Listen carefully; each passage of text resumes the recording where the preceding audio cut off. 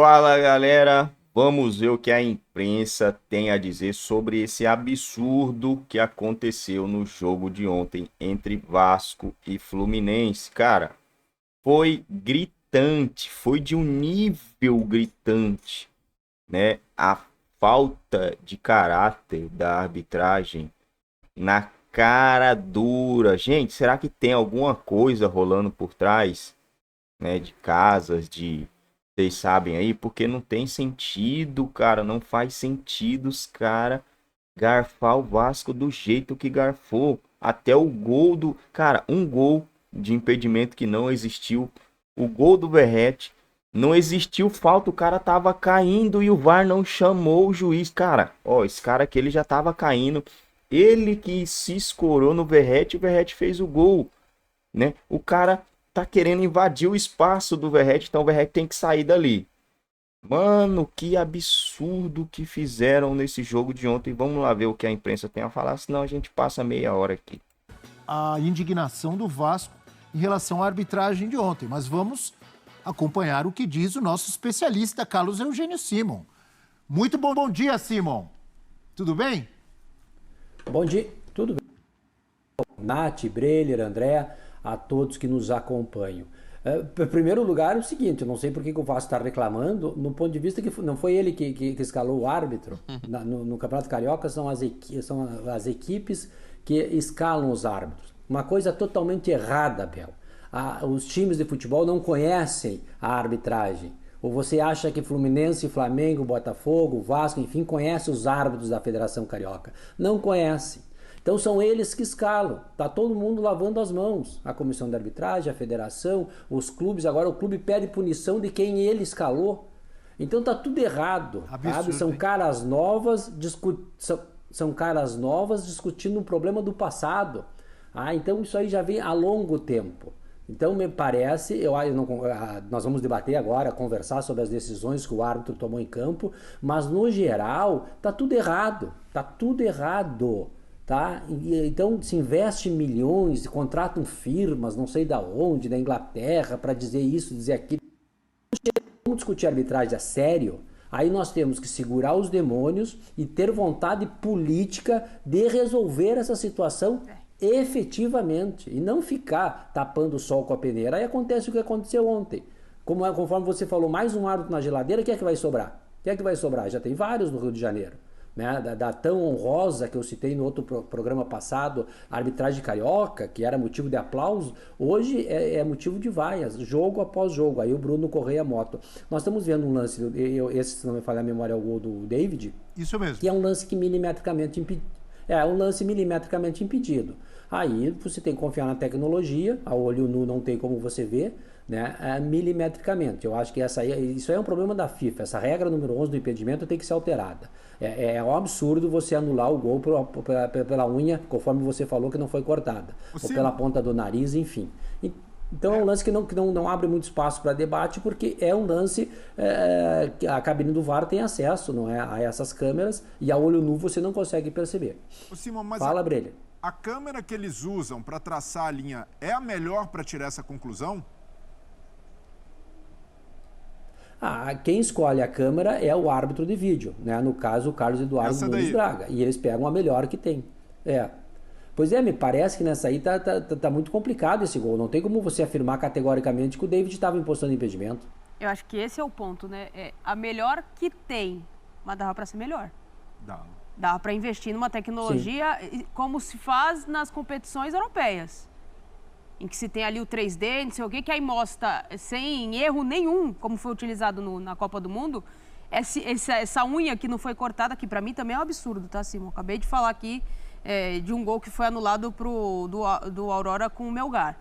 É um absurdo. Que vantagem que o cara tem ali com um fio de cabelo na frente. Nath, e esse lance está exatamente no meio do campo. Tem de a câmera está lá embaixo. Uma câmera bem utilizar a câmera do meio campo. Normalmente eles usam a câmera de impedimento, se eu tiver errado, o Simon pode me corrigir, é uma câmera muito mais próxima do gol. Sim. Exato. Só que esse lance, ele foi no meio de campo. Mas tem uma câmera ali no centro. Então, por que eles não usaram a câmera? Tem uma câmera no centro? Essa é a pergunta. Por que não usaram? Eles usaram a câmera que fica lá perto do gol. Aí tá num ângulo lá que não é favorável. Eu tô Tô errado, Simon? Não, tá certo.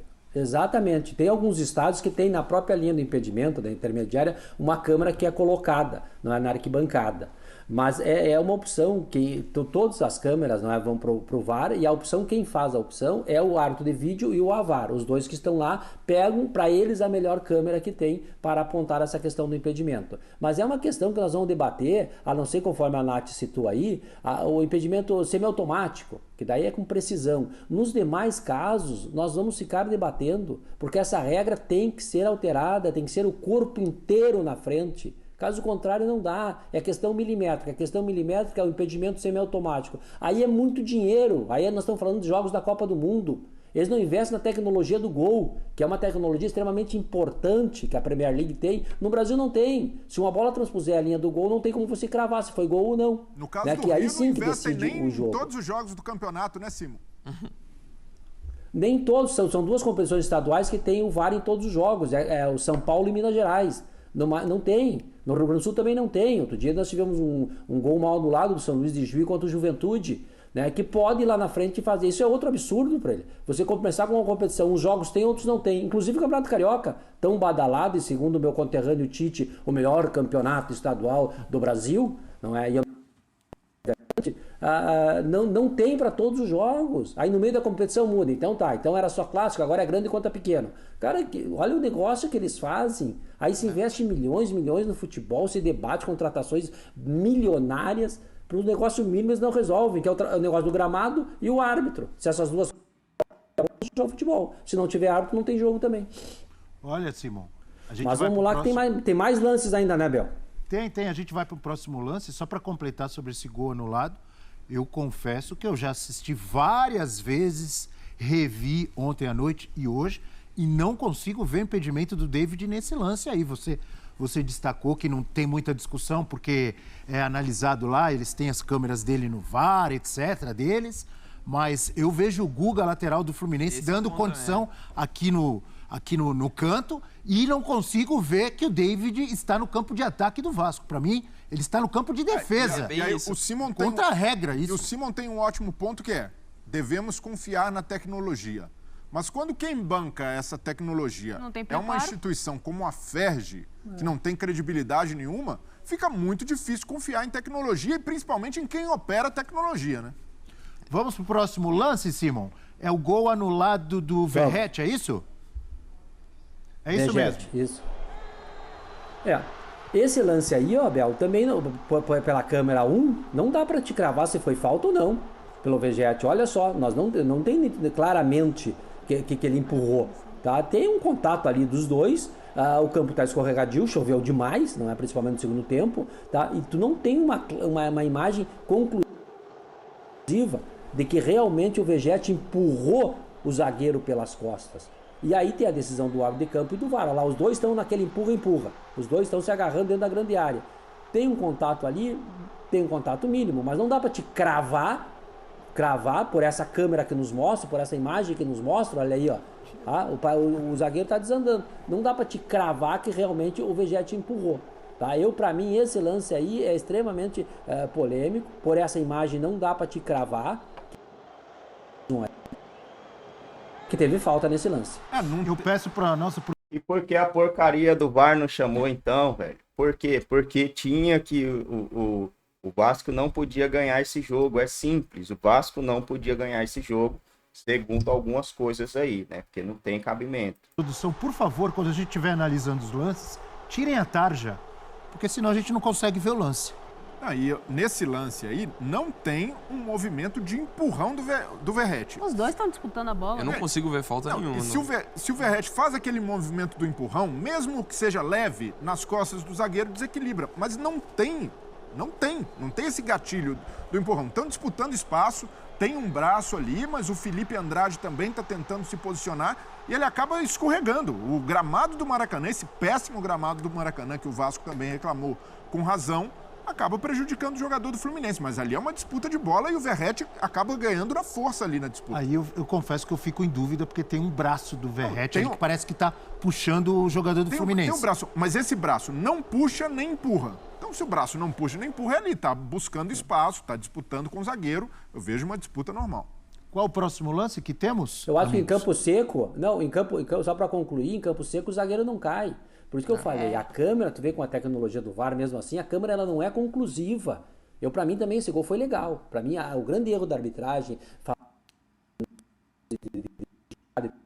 esse. Para mim esse gol do Jet é legal, tá? Porque o gramado é escorregadio, há o toque com o braço, mas não há o movimento aquele do cara empurrando o zagueiro. Tá? Há uma disputa que toda bola alçada na área é disputa entre o zagueiro e o atacante. E não para mim, não caracteriza a falta. Né? Para mim, esse foi o grande erro da noite. A arbitragem foi calamitosa no geral, tá? Mas agora, tecnicamente avaliando esse lance aí, para mim foi gol legal. Esse lance. Abel, tu quer passar agora para confusão, é isso? Não, acho que agora é o lance de mão, não é isso? Do que o Vasco reclama de pênalti. Do Cano. Isso. Do Cano ou do Medel? Do Cano. Esse aí, ó, do Cano. Não, com o Vasco é esse aí. Pra mim isso aí não é pênalti, tá? Tu pode ver que o Cano salta para proteger o rosto. Ele salta com as duas mãos para proteger o rosto. Ele não tá fazendo nenhum gesto antinatural. A regra permite isso. Agora, se tiver 1 milímetro para cá, 1 centímetro pro outro lado, tá? Não muda a intenção do árbitro. Pra mim o árbitro acertou essa decisão.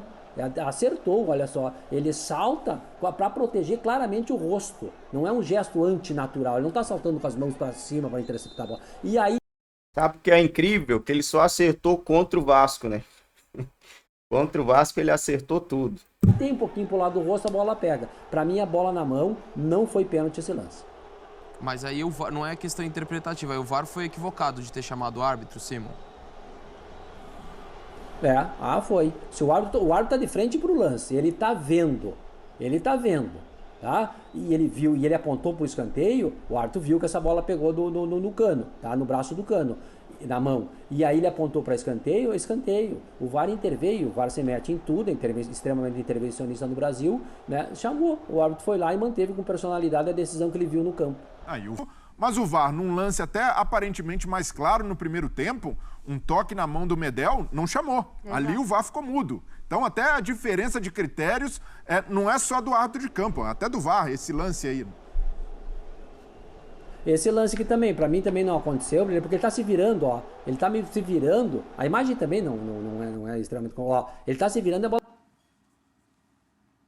Fala isso, é gesto antinatural ou mão delimpiada? Isso aí não é gesto antinatural. Ele tá se virando, a bola toca no braço dele. E o outro, o Cano tá saltando para proteger o rosto e a bola pega na mão dele. Então não tem pênalti para mim. Nenhum dos dois foi pênalti. O problema é o critério, né, Simon? Se chama em um e não chama no outro. Não te digo nem pra ti que é o critério. O problema, até o próprio presidente da UEFA, outro dia deu uma entrevista, que ele não sabe nada de bola na mão ou na bola. A FIFA, quando alterou essa regra em 2016, só criou confusão.